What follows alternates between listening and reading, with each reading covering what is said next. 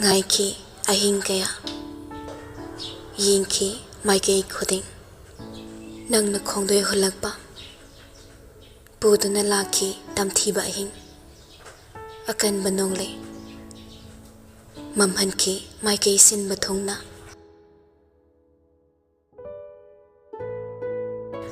Firepa tamnana khumdorakpa ngangakpa wa khudingmak mana makha taba ngamdabagi maongda wa thabat thabat kalakpagum wa makha taba ngamde asum lakpana yum yoragle gate manungda gari hek thausilakpadagi haure tamnagi mihul mangkhiba mihul mapa thibada mihul thipam khangdre Firepa hana kumtharaklaga tamnagi thong hangbire tamna masaduni amobi magi machin khangmana Sor chawna phulaung kam thoklaga yong honglaba sumangda makhong yetuna tapna tharagle kum tharaklaga yumdugi akoibada amuktang round oina koirobada kizaba marakta yauri nungsiba amaso meeting na koirabatong aroibagi meeting phamsi tulsibongda laido katkibagi hailaileri duda takre adu urakpada mana matamamada magi mathau oina khurumsakiba Ningsakiba mayam pumnamak amamam to oina ningsingagle Firepana manung jangase madam khra khaki oina mafamsida nangna lainingrasu leiba tari nangi awatpa amta lehaloi aina madam khra khaki khanglo nangna khangningrabso tamna machinna tamna sole madam khra khaki asum amoma khol thokpa ngamda hairi Hoi, matam khra khaki oina nakhoini gi nungsinapa na tawduna ahibo otuna thambiko khange ahidi lona khange matam khra khaki oina puba ngamoidaba chaina lising adubu nangina matam khra khaki oirabaso aigidi chahi lising amaga pangkhak oigdoribani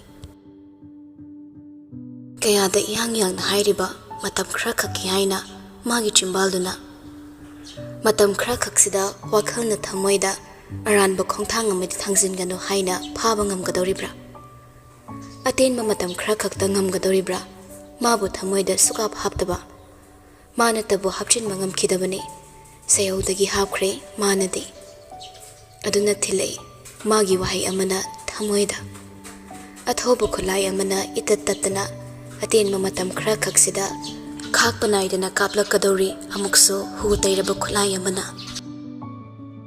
ngasi sumarol thoktabigumna magi punsigi sojai mina munkibagum matam khra khaksingai bataribra ira thanglaso chimalda momonok sinadana sasinaba minoki maikhumsina kayam kuina bukupsin mangam kadoriba amkhatuna leiriba maichaksibo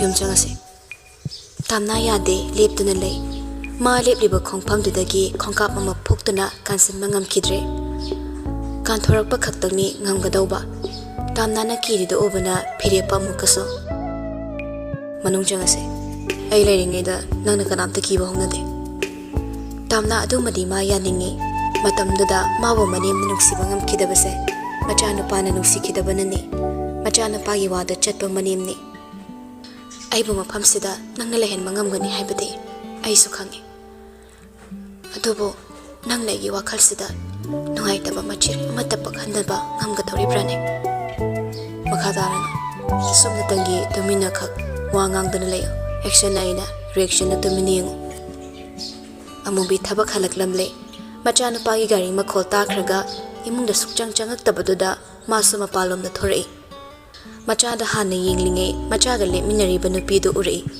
amubi madi swai laukrabani nupidu ubada mihul ping lawi saptra maga loinarei mangoldagi paitharei miu khini mi takhini khan ran batawba mataw amagom mangli leiduna yingluraga amung lesilaklaga machanu pada sina mukai gi pureiba imagi bungo nang mungaurabra kana kana uhowe ha mauno ukhraga karino khandoise Tamna amubigi wangangduda kapsi kapning kapthokpasu ipha phajin ngamdabagum ira hina thanglaga tatu leptuna upai leite nakong mensin basu ngamluda sanariba mamam chani gi warida taba tari ngamdrabasu ꯆꯩꯔꯛꯁꯤꯗ ꯀꯔꯝꯅ ꯃꯥꯅ ꯋꯥꯍꯩ ꯑꯃ ꯈꯨꯝꯃꯨꯗꯧꯔꯤꯕ ꯐꯤꯔꯦꯞꯄꯅ ꯏꯃꯥ ꯃꯥꯁꯨ ꯈꯪꯕꯅꯦ ꯑꯗꯨꯗꯅ ꯑꯃꯨꯛꯀ ꯍꯦꯟꯅ ꯃꯃꯤꯠ ꯁꯪꯇꯣꯛꯂꯒ ꯀꯔꯤ ꯍꯥꯏꯕ ꯃꯧꯅ ꯈꯪꯈ꯭ꯔꯦ ꯍꯥꯏꯕ ꯀꯔꯝꯅꯅꯣ ꯀꯃꯥꯏꯅ ꯈꯪꯈꯤꯕꯅꯣ ꯏꯐꯤꯡ ꯐꯤꯡꯅ ꯃꯃꯥꯒꯤ ꯋꯥꯗꯨ ꯐꯤꯔꯦꯞꯄ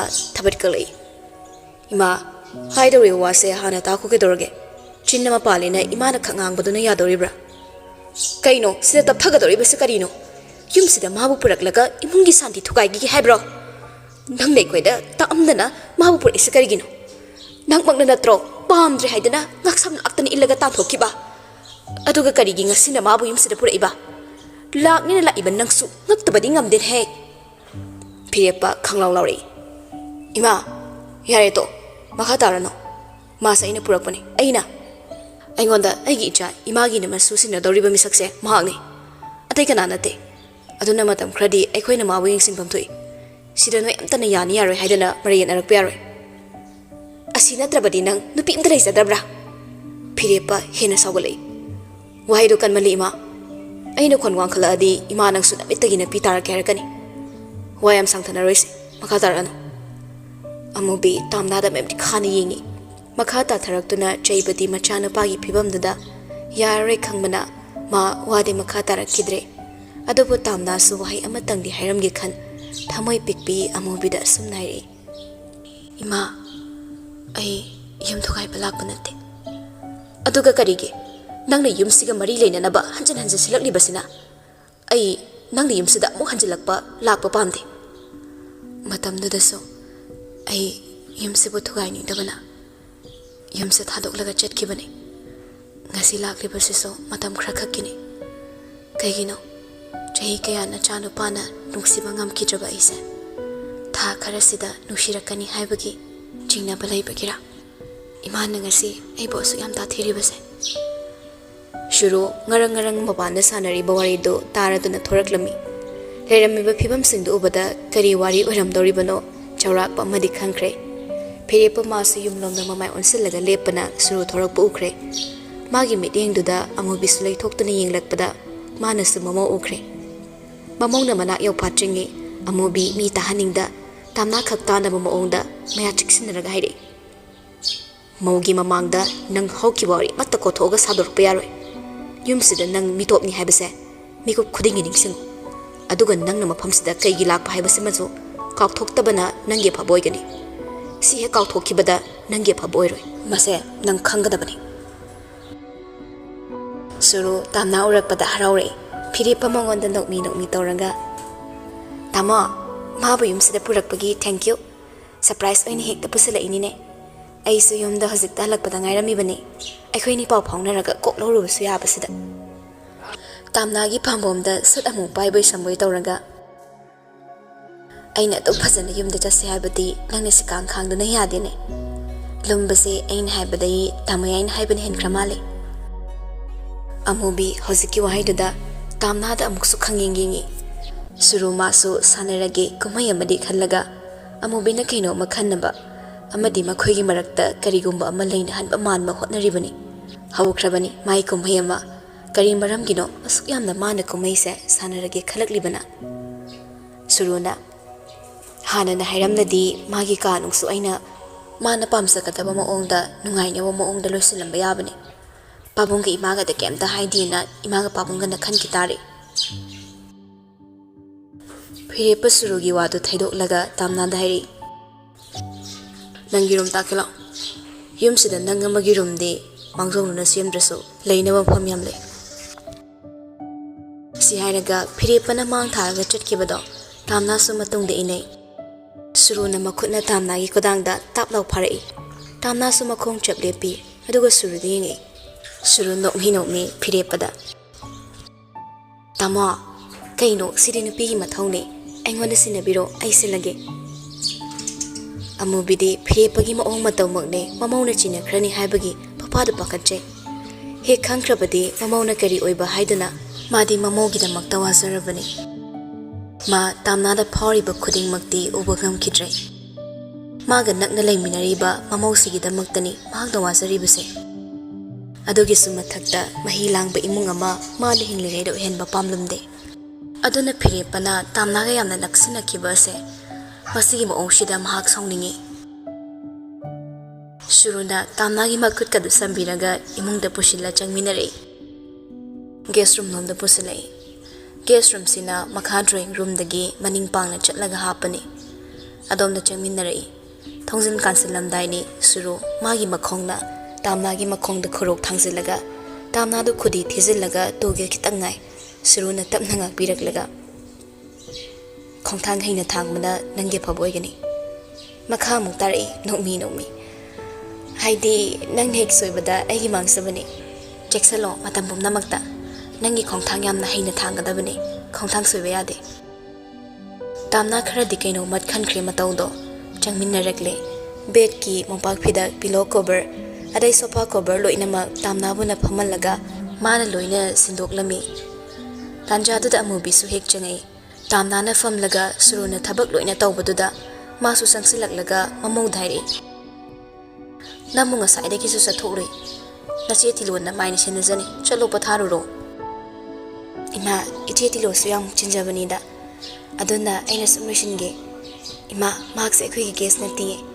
aigi hek pokmina be chilin hawgum khalle hauzik matam da bo puchel chawna sumaina kanan hararaw ya birakani magi pukchel di yam thagat ningai ni ima amubi ipang pangsaba chamthokna khanjaba mamogi makokta nungsina nan biraklaga inimgi bema phadopagi mangjaba sule haibase nang kha kawgana chalo ima loisilagi ibungo sune halakta ngairi magi kai chanabaga sembiro chalo choso asumna amubina mamongka dagi chatlankre mamongna thokhibado kara yaukhre haina tholaklaga thongzilla yenglammi heksak kibaga amu prabab changi tamna sumit yengduda hagolaga lepi ani do khambrangna na lepminai amana mi chana ba ngamde aduga amana munna yengli nangna yumsida laibase karamba pandam magalak libano nang nasana na koktu kaimta khanthadabra ado natraga na imung se thukai balak libra adubu haukradi haukre hausik te khoina nangonda akan bawa amata sunganglroi adubu aina haigadabadi aigi imawdi amakhangni nangdi yumsidagi khong kanthokkiba numitagi mito oikrabani yumsiga nanga mari amata leinade isaga imawgi marakta nangna mairi oiraga chusingi khalakana nangi puknungdi yawriba isaga imawgi ido heksingarambaga yamna lapna imungsidagi chatko adubu nangna mafamsida lakibase nang kharadi hangmalle nang tawba yamna ngami nasada akiba machet amata su leite mona sengaw laklakano aingonda diyaroi ai kemta pamde imunga se santi pami yumsigi ija salmal nangna maram oiraga manghangi habadi khalakano ima ngasi phawbada ima na ipuna mawmoni khankidrabaso migi machani ngolni mara leite haina nushibadi phawkidabra amubi sapam kitang hanjilai sabeng hanglamba chingbal maso ngyak chap lepki khara tap tharakli haibaso magi nuksiba saktam dumade tamna do thokpa pamlamde khudong chaba lokkiba yai khanduna haukiba wari ai amata khangde aidi loina kawkhre nangsu nungsingdaba na phagani haukiba matamduna kemta kanaba purakloi pumnaba honglabani adai khonjelamu honglaga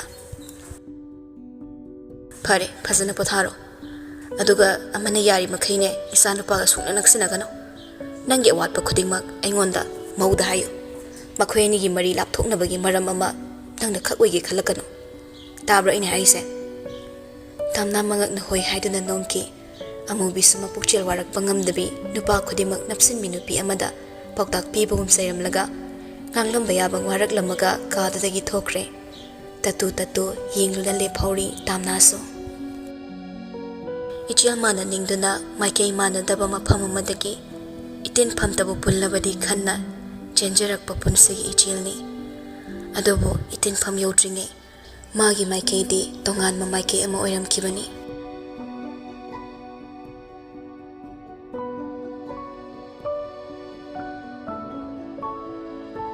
piba imong magol wai kanna silami ayukto mamani yahorachringeida thabaing khang mana loina loisindawribani adu natradi mamada thabak macha am hek tawrubada nongambadagina numit tabu pho mangonda chaibada asu umsiloi thaba ama tawbada asoiba thidna leiribani ngasi suda satare mamado imungdagi thorakpada Mangol kangdribaduda nathuduna makhwangdo dik yesilaga takre. Ay siri. Kari wai khutainu sibo. Biba wiper do thak langtho amaga chensilaga mama bo hogatpire. Ima su sendalam tuanga chatadi phadawani. Sibu yengu nakok ta kairamadi macha fate machana mama hati haina doini. Laimana nangna nonga madagi toksinariba thabakse kari thabokna imagi bongo. Nang kharadi hemali he. Tawgi yakna tawa masu yauri. Aina paralysis tawraga phamungda tarabadi nangwanda wa ngangaroi haidana nangise aingwanda singnaba ma yauraga tawba mali yamna. As akhoi ma su berani adui wana tiwani. Adui ma nungaiba pawam su tambi tawrambane. Isauda paw loin kaw. Aduna mu kari tawre. Nangi paw lairi. Noigi hospital dubu nurse, doctor, sweeper natraga security lesabi amata yaudabra. Amada yengoda ibunga. La wa ngang leido sarukne imungna ngak phamla. Ai waisa tai baloiraga chak thonga chara chatoi. Thawang thok gyam khramani. Haiduna sama ga imungda pusilaktuna sofa da phamalle. Masu phamtaraklaga. Ima na chinti haini ngo phajaba nupi ni thengnare. Leima masada tekhale. Macha nupa ne haningliba wari do taning manbana. Aduga makhadi karaidagi kanagi masano khangbra haibani. Laisabira mauradi khangdima. Nupi amabu laisabini mauni haibado khangdokpa ngamdaba nangdi pakhang apumbani. Mina nupi phau mullaga launare. Nangna laisabira maura haiba confirmation ma phau taba ngamdaba. Hinguranu nangko hingdabana pharani. Oirare nangsu oiraroi aduda ima makha tabada thengna khidre photo ama lehobsu nate kamai thirdoino aini sakti chendana minute dak kushinbada satlaw krai da leigi uba ngamdausu nate imana namo yam pamagana ne aduni pido thiba maibam tanaraga pharase adu natradi na chai mitse amamatta lekai ko yadaw mandre isana tangna phangjaba nupido amuksu maksa phasana khangdringi mangraba imagi pungo nangi se mari yam male imadi Hiraima saiduna saki imai pa ngawrasa asijage ngamdawri bra nangbo namaga napaga ngawraga sabagida makhatpa bo chathoda imai wata sidi mandro wagi wasum haibani ima bo ina kamai ngawdurige aina nupi angang han yengrise imana nushibagini imaga nushiramdadi phajab ima leiting oina ba haidana kok law khudang bara changsilakba yaina anduda ima thin tawkhridra na khanthara leibai wani ko lei mahogalaklaga khangre sibada isuga imogado ubehek phangana siba tari adoigana ima kuine punsinaba nupi sukti thiraro maya higatlaga amo pibasa mapalom thoraklaga waite evaluation sakhumda mungsangkre atei matamda phone met pasukang sangjadabagom amamuksu Instagram changla yenglibani chak thongna sat hek surugi photo amo ure post ana. Yes, the eagerly waiting someone will be here very soon. Piba post to the khangi suru amadi phirepana wana ngaisaba ngangama soidana yoraklani haibaso. Comment amasu congratulations hairamlaga ensang semna phirepada call toksilai. Amadasu adum paikhalai hek paikhalakpaga lapnare sinpham pundrena nungaiba pawamsu tahanba phangdabadi hemandra nangsuida phirepangai kari anauba nungaiba paw amano ngayaktangduda suruna sumnasu thagalamgani khangudabana malamsilamde kai nungaiba pawno nang nupi chilamo aina nupi selagana ai nungaiba paw nangna pregnant oiragana sorry nangi nupi na pregnant oiragana nangi nungaiba paw taredana phirepa wakhelai momon tawraga aduna kana haiba paw tokthuna phangameda nan thengna basu hairakte nabu fattamina nangna fana lotlasu aidi laini bu khangdaba leibra horoni midang haijillake chapamo ayen sanglerake adusu thabak chindoribra laone pundaba sukuire en sanglerake haramina khrangana sueklo kaide ngan manuda ima isak thongomduini adu iragana ima supuro ima puradi thakpa saba nungairoye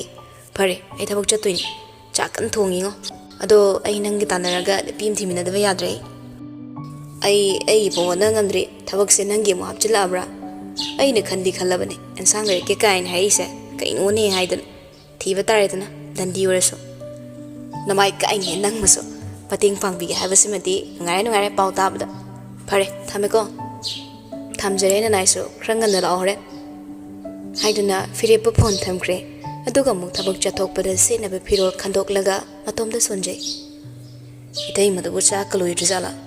Chucked Oloshin Banana White over Nini. Suru, Tongsil Lagi. Tamuya, Jack Theory, Chatong of Torose. Aside the eating ice at Dunini, Lage. Hariga, Piripaka, the Gipper of Tuna Toraklami. Sakum the sun drinks and a Jack Jan the Bahid in a pump terracle. Al Anidu Suchanga Pamare. Suru, Jana Bamakut Hamcre. Adobo Piripa me missing what Lehaina. Mangang the Quayle laid in the theory. Boris Katam Naga Yaude. Adobo Boris tea, Tabakra thing the boy a day. Marco on the thing at Chabani. Adobo Tamna day, Yaupam Topani. Around the Midam so Jack Chamin a day. Manami Unaraga Halakpado, Ting Mana. Mayam sing the so, me missing what libato, what the bogum channel up with the Tamna the Chakrabo. Amobi, Sarto Nari. Madika and sign Pisa Crabani. Piripa, Kitang Sarong Towi. Pull up Chamina do with the Tonga and Pisa Kibado. Madogi Tondo, Ma Tage sing Yaning Lumde. Punasamina with the Kedowima. Amobi am hasting. I couldn't I go warani, Hidak Savamatam Hinkini Tobani. Kokila Sunupani na, Kangsadabana to Mark Chumno Voitaning Bani. Adobo Matom Sabado Hina ruin he, Hayan Kedina, Krangan Kalaga, Punik Chaminarsi. Suru, Makugiwa do Yaning Lamde, Mark Kambali, soundingi. Man Hosi Pamli Baso, Yumsida, Piripa Makoi Eningi, Mixinaba Mato Halaga, Tamnana Nungaitaba. Chaksaba, Adoga Makoi Mungsina ignore Tobiba. Matona Mabu Yamna Tona Lehan Bani, Mana Pamli Base.